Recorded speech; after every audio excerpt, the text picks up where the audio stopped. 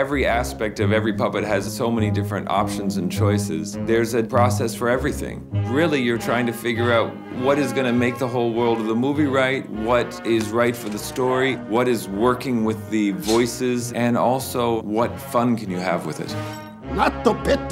Andy Gent, he's the boss of everything to do with puppets. I want my master.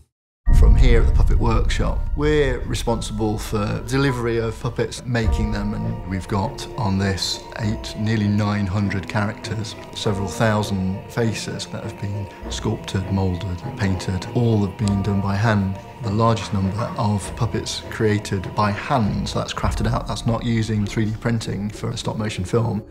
I'm getting confused now. Working on character design, we'll start a sculpt in plasticine. The scale of sculpting has been immense compared to anything I've worked on previously. 12 sculptors for an animation in general is unheard of, really. Once we've got a sculpt in plasticine that gets approved, we'll make a mould of that one. The mould making is quite important as it picks up all the sculpted detail. 4 different dog scales and 5 different human scales. 200 characters have face replacements. Then we have building the armatures. The armature is essentially the moving facility of the puppets. Some animators like the tension to be fluid and loose, and some animators like the tension to be really quite hard. It's specific to each animator. You can cast the silicone on top of the armatures, which will then give us a skin on a puppet build. Our job is to paint in the skin, in the mold, and then set the armature in and basically pour some silicone. This is fantastic. It's quite translucent and it's very soft. It gives us loads of nice movements. Once you've got the silicone on top of it, you can paint it with all of the little bruises and flecks and shrapnel scars on them.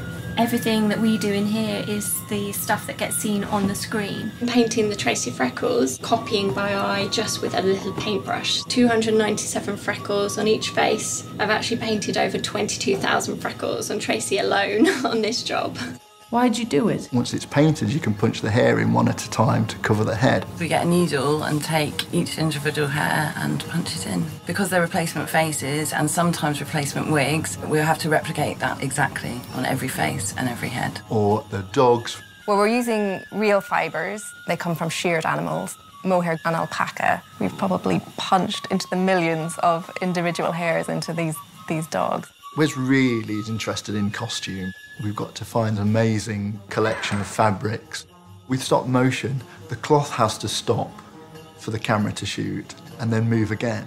You need to be able to control the fabric and give it weight. We use sheet lead that we roll really thinly, aluminium wire. It's like another puppet being built into the costume. Of course, once you've got that, then you're pretty well ready to shoot. It's as simple as that. Well, I understood that. We've got many stages to shoot on at the same time, so we have to fit into that cleverly.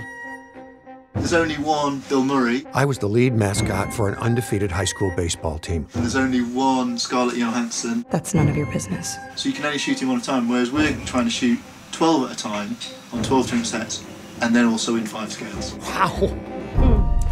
I'm always amazed how each puppet that we make ends up as a beautiful, moving character. It always takes my breath away. I'm infinitely surprised with what the animators can do. It's genuinely magical.